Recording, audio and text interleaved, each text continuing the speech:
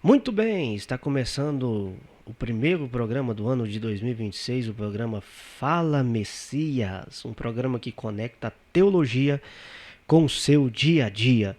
E você, muito bem-vindo aqui no nosso programa, no nosso canal. E é claro, não deixe de se inscrever no canal do Pastor Mateus Messias, que é o meu canal e por onde esse programa está sendo postado. Você se inscrevendo, toda vez que eu postar um vídeo novo aqui, você será notificado aí na tela do seu celular, do seu smartphone ou até do seu computador, tá bom? Deixa seu like, ative o sininho de notificações e compartilha com mais pessoas, e assim também você vai estar fortalecendo aqui o nosso canal, tá bom? Se você também quiser deixar algum comentário aí no nosso vídeo, fique à vontade, que eu vou estar lendo comentário por comentário e também te agradecendo por você estar interagindo aqui conosco, tá bom? Eu quero aqui começar com a notícia quente, bem no início aí de 2026, na estreia do nosso programa.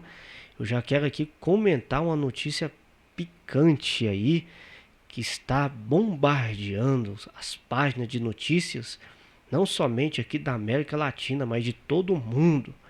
Uma notícia que pegou o mundo de surpresa nesse dia de hoje, no terceiro dia do ano, no terceiro dia no ano de 2026. É claro, faz parte de uma notícia política, de ordem social, mas é claro, a teologia, o nosso programa aqui é voltado para a teologia, ele sim conecta tudo aquilo que acontece tanto na esfera religiosa, social, econômica, política, tudo. A teologia, ela tem a sua fundamentação, a Bíblia Sagrada tem uma explicação e, é claro, não podemos deixar passar em branco e fazermos a nossa análise bíblica em relação a esses acontecimentos que acontecem não somente no nosso país, mas também fora, para a gente também trazer uma análise e uma visão mais bíblica e cristã de tudo isso. Eu quero começar aqui com a notícia, eu vou ler aqui, inclusive eu estava lendo na página da revista Veja, nesse dia 3, nesse sábado 3 de janeiro de 2026, Donald Trump, presidente dos Estados Unidos, confirmou que o país realizou um ataque de grande escala à Venezuela e afirmou que o presidente venezuelano Nicolás Maduro e sua esposa foram capturados. E segundo Donald Trump, Maduro está sendo levado em um navio de guerra a Nova York. Inclusive eu vi uma foto que ele postou na sua rede social, Donald Trump, uma foto de Nicolás Maduro preso, sendo levado aí aos Estados Unidos.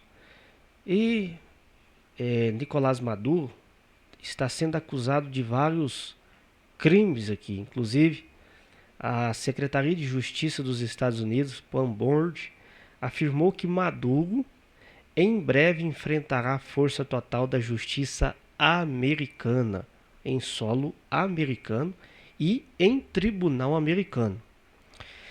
E publicações nas redes sociais, aqui o secretário de Justiça dos Estados Unidos, Bond, citou a acusação contra Maduro, indiciado pelo Distrito Sul de Nova York em 2020 por crimes de conspiração para narcoterrorismo, conspiração para importação de cocaína, posse de metralhadoras e dispositivos destrutivos e conspiração para possuir metralhadoras e dispositivos destrutivos contra os Estados Unidos. Então, os crimes que estão aqui sendo delineados, eu não quero entrar no mérito aqui da questão, se realmente ele tem culpa em tudo isso ou não.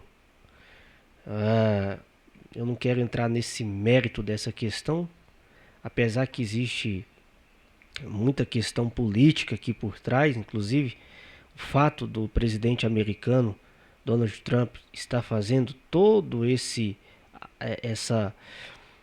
aparato, toda essa movimentação dentro do país venezuelano, não é à toa, né? Donald Trump ele tem uma pegada bastante diferente e ele também tem seus motivos, as suas motivações. Então não quero entrar nesse mérito político aqui.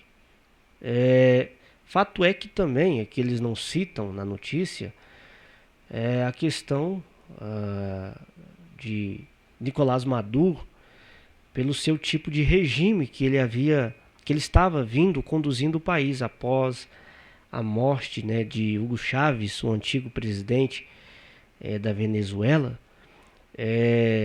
Nicolás Maduro ele começou um regime político diferente, um pouco mais ditador, inclusive impondo leis e perseguições até mesmo contra cristãos. Eu estava lendo uma página na internet, uma página de pessoas, de missionários que estão na Venezuela, inclusive relatam isso, de uma perseguição até mesmo política relacionada aos cristãos que estão em Venezuela. Todos conhecem a história aí, têm acompanhado nas páginas e nas notícias o quanto a Venezuela nos últimos anos vem sofrendo crise econômica, o salário mínimo, a inflação lá em cima e o salário muito baixo, as pessoas não tendo dinheiro nem sequer para comprar aí um pacote de arroz, as necessidades, satisfazer para se autossustentar. As pessoas estão tendo essa dificuldade por conta da alta da inflação e muitas coisas. E é claro, tem muita coisa envolta em tudo isso. Não é somente esses crimes aqui que estão sendo citados aqui pela revista Veja. Inclusive o que também o secretário de Justiça dos Estados Unidos tem afirmado contra Maduro. Tem muita coisa por trás disso aqui, mas eu não quero entrar no mérito dessa questão. Outra coisa que eu queria destacar aqui, inclusive de uma página há um tempo, foi no ano passado, eu tirei até o print aqui para mostrar para vocês, ela é da CNN Brasil, de 19 de novembro de 2025. Eu quero mostrar aqui para vocês essa imagem que diz assim: Maduro declara Jesus Senhor e dono da Venezuela em meio à tensão com os Estados Unidos. Vocês sabem que essa tensão vem já desde o ano passado, se eu não me engano, meados de outubro, novembro ali, que Donald Trump, com suas forças, com as suas tropas militares, tem colocado ali sobre a costa da Venezuela, ameaçando invadir o país e tomar Nicolás Maduro pelos seus crimes. Então essa tensão já vem desde o ano passado e agora se explodiu hoje no terceiro dia do ano de 2026. Então, em meio àquela tensão, todos lembram, que estava bem repercutida aí o ano passado, que ele já estava um pouco ali meio que receoso se Donald Trump poderia ou não pegar ele, né? Algumas pessoas viram algumas falas de Maduro de deboche, né? De deboche. Depois ele começa a se render, depois tem os seus oscilamentos na fala, mas surge essa notícia aqui: Maduro declara Jesus como Senhor e dono. Meio àquela tensão com os Estados Unidos no ano passado, ele vem e declara Jesus Senhor e dono da Venezuela. Isso aqui, gente, é interessante. Eu achei interessante essa notícia, inclusive até eu quero ler aqui um pedacinho dela, que diz assim, fala, está entre aspas aqui no site da CNN Brasil, Está entre aspas a fala de Nicolás Maduro, na época, em 18 de novembro de 2025, diz assim: como presidente da República Boliviana da Venezuela, eu, Nicolás Maduro Moros, voluntariamente do Palácio de Miraflores, hoje, terça-feira, 18 de novembro de 2025, declaro que ratifico o nosso Senhor Jesus Cristo como Senhor e dono da Venezuela e dou toda a honra e glória ao Espírito Santo, declarou Nicolás Maduro. Gente, isso aqui, olha só para vocês verem, em meio àquela tensão dos Estados Unidos com a Venezuela, e aí vem Nicolás Maduro com essa fala, inclusive em meio à questão ditatorial dele, em meio ao país estar mergulhado numa terrível corrupção, e vem ele e diz que agora a Venezuela é do Senhor Jesus Cristo e que o Espírito Santo está no controle de tudo e etc. Bom, o que eu quero aqui comentar de tudo isso.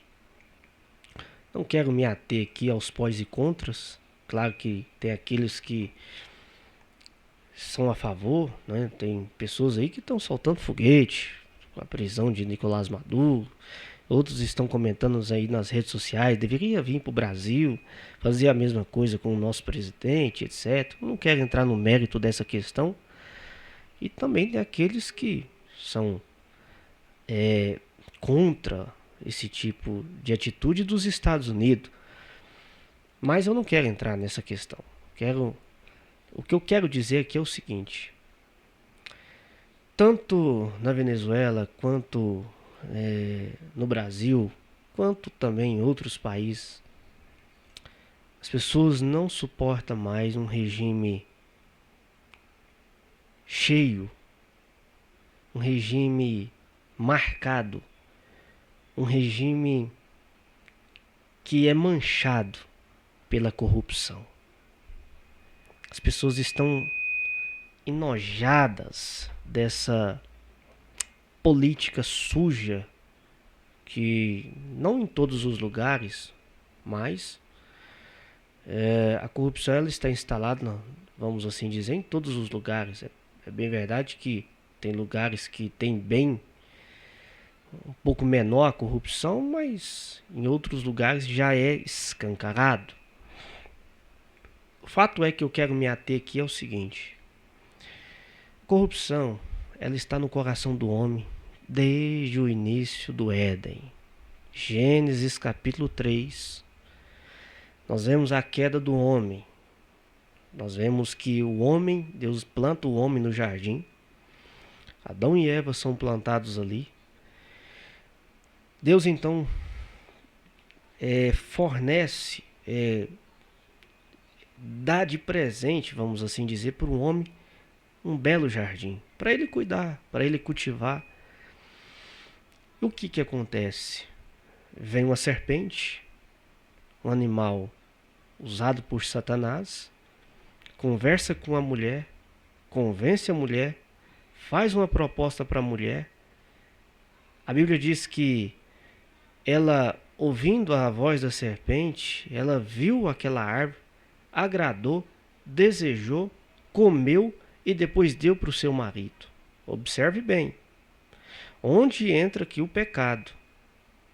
Observe que 10% do que ela faz é resultado de 90% que entrou no coração de Eva. Primeiro ela viu. Deus falou que a árvore do conhecimento do bem e do mal que estava no meio do jardim não era para comer, certo? Mas depois que Satanás veio e atinou no seu ouvido sobre a questão da árvore, pôs em xeque a pessoa de Deus e a questão relacionada àquela árvore, aquele fruto que não era para se comer, ela começou a ter um olhar diferente para tudo aquilo que Deus falou para ela. Então, ela visualizou novamente, agradou, desejou ou seja, desceu para o coração para depois ela comer. Perceba que o resultado de comer é um resultado muito pequeno do que já foi gerado dentro do seu coração. E eu quero aqui falar com você a partir desse momento, a partir desse ponto de vista bíblico, que a partir desse exato momento a corrupção, o pecado, a maldade no coração do homem começa a se instalar. Deus fez o homem perfeito. Deus fez o homem para a sua glória. Esse homem, ele nasce com seu olhar sobre a cultura de maneira praticamente perfeita. O seu olhar sobre ao outro, a questão de lidar com outro ser humano, praticamente ela nasce quase que perfeita. A forma do homem olhar para o sexo de forma pura é praticamente perfeita. A forma de como o homem olha sobre a questão de cultivar o solo, a questão dele tirar o seu sustento do solo, ele enxerga de forma praticamente perfeita antes da queda. Mas após a queda, isso é corrompido. Não somente o coração do homem, mas também toda a criação é corrompida com isso. Perceba que o pecado, quando ele entra, ele tem um efeito danoso em todas as esferas da criação. E isso é bem delineado pelo apóstolo Paulo em Romanos capítulo 1. Inclusive, Paulo vai listar uma série de coisas que o homem é capaz de fazer após esse pecado. O que eu quero me ater aqui nesse momento é o seguinte, comentando a partir desse vídeo, desse momento que acontece na história da América Latina, a prisão ali de Nicolás Maduro, e pessoas aqui também no Brasil pedindo justiça também em relação à corrupção do nosso país. E parece que nosso país está nessa gangorra política e parece que a gente não sai dessa bolha corruptiva.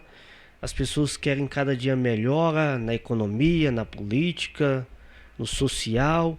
As pessoas, é claro, querem ter uma vida melhor, é claro, querem viver melhor, quer ter condições de comprar coisas boas e etc, de maneira justa, honesta até mesmo, talvez.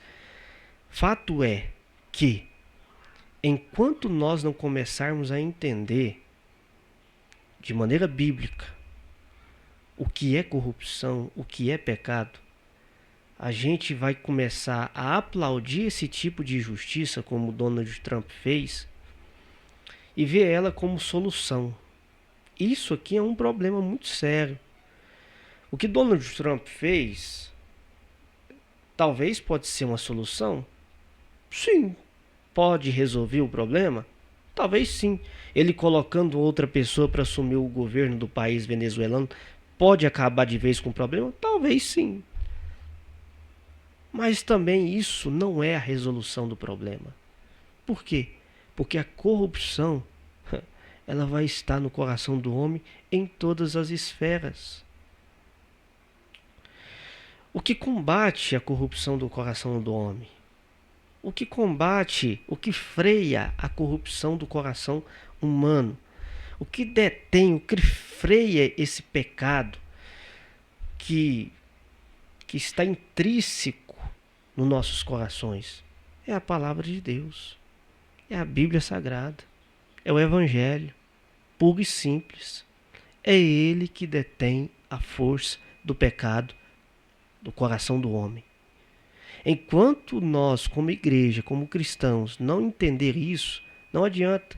Você pode criar leis, pode criar regimes, pode criar sistemas, pode criar modelos de políticas diferentes, pode debater. É claro, não estou falando que é errado o debate, é necessário o debate, é necessário criar leis, é necessário criar movimentos que tentam frear isso aí, mas isso não é a solução do problema totalmente. A solução do problema da economia, da política, da mudança de um país até está na palavra de Deus.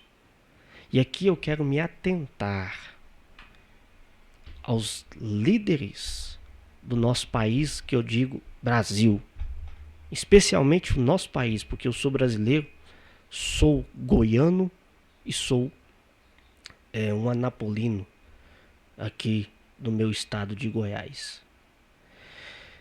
Enquanto nós, como igreja, e eu falo até mesmo por mim que sou um pastor, enquanto nós, como líderes, não aprendermos, não entendermos, não compreendermos a chegar diante da nossa igreja, diante do nosso povo e começar a explicar as escrituras de forma fiel e verdadeira, nós não teremos um país, uma comunidade ou uma sociedade melhor.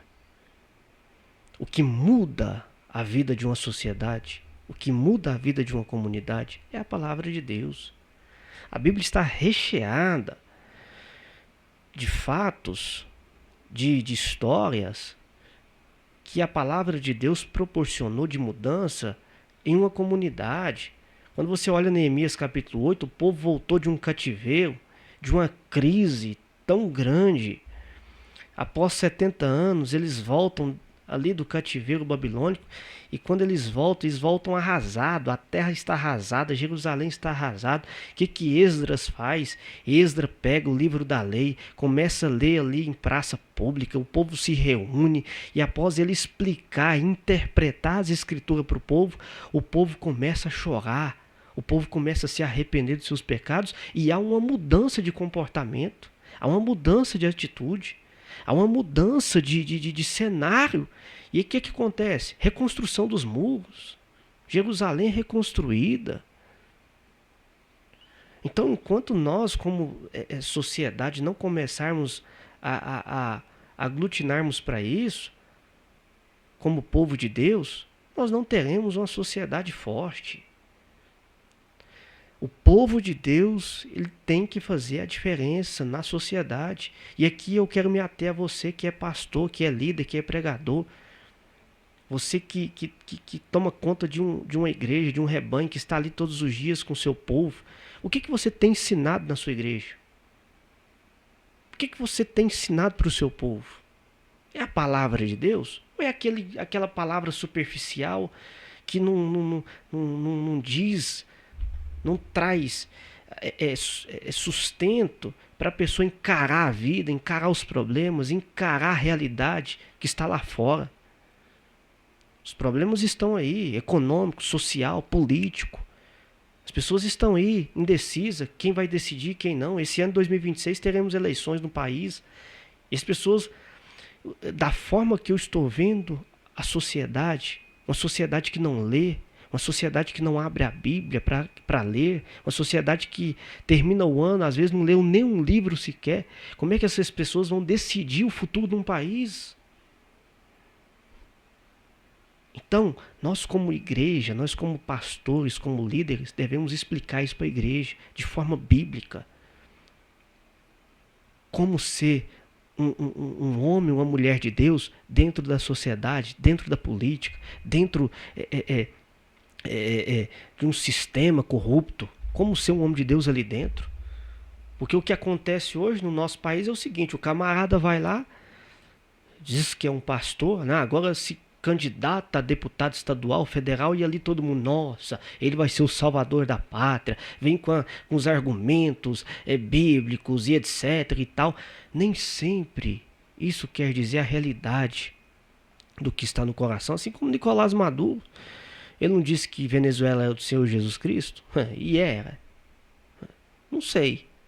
Falou talvez de boca para fora? Sim, talvez, pode ser. Não sei, não conheço o coração dele, só Deus conhece. Mas fato é, o que eu quero dizer aqui para você, enquanto nós líderes, pastores, não prepararmos o nosso povo para a realidade do que está acontecendo no nosso mundo, nós não seremos uma igreja que faremos a diferença. O que você, agora eu quero dirigir para você que está me assistindo aí. O que você aprendeu com seu pastor, com seu líder, sobre como ser um profissional melhor, como ser um advogado melhor, um pedreiro, um eletricista, um encanador, como ser um político, um advogado, um médico, um empresário, que sirva a Deus e que faça a diferença. Que dia que algum pastor ensinou isso para você dentro da palavra de Deus? Então, eu quero me atentar a isso aqui, dizendo para você, nós teremos somente uma mudança de mentalidade e de sociedade quando a palavra de Deus for prioridade em nossa vida. Olha só, olha essa frase. Enquanto a palavra de Deus não for prioridade, a nossa sociedade vai ser uma sociedade fraca, anêmica. A igreja não fará o seu papel de relevância e importância diante da sociedade enquanto a igreja não tiver a Bíblia como prioridade. Que possamos, a partir desse ano de 2026, começar a buscar mais, a entender as Escrituras e as suas principais doutrinas e o que está inserido nela. E aplicar isso na sociedade. No dia que nós aplicarmos isso de forma contundente, contextual, explicativa, bem fundamentada nas doutrinas bíblicas, eu quero ver se esse povo não vai ser um povo forte. Um povo que vai chegar na faculdade, quando vinham os argumentos darwinistas, marxistas, ele não tem argumento para defender o evangelho ali dentro. Por quê? Porque ele aprendeu lá dentro da igreja o que é Bíblia, o que é bíblico e o que não é. E muitos pastores, eu vou terminar esse vídeo aqui falando isso, muitos pastores estão ensinando, estão treinando seus membros para ser um religioso, para agir somente dentro do templo, mas não estão ensinando eles a agir fora do templo. E aqui eu convido vocês, convido todos, vamos ser crente fora da igreja. Vamos ser crente perante a sociedade. Se você é um médico, seja um bom médico. Se você é um empresário, seja um bom empresário. Se você é um político, seja um bom político. Não entre no canal da corrupção. Que aí nós vamos ter uma sociedade forte, aguerrida. Em nome de Jesus. Que Deus abençoe sua vida. Compartilha esse vídeo, hein? Compartilha, se inscreva no canal do Pastor Mateus, tá bom? Esse é o primeiro vídeo do ano 2026. É claro, tem muita novidade aí pela frente. E é claro, muito mais vídeos assim como esse vocês terão aí para assistir. Manda também seus comentários, suas sugestões para a gente comentar, tá bom? Um grande abraço, Deus abençoe a vida de vocês.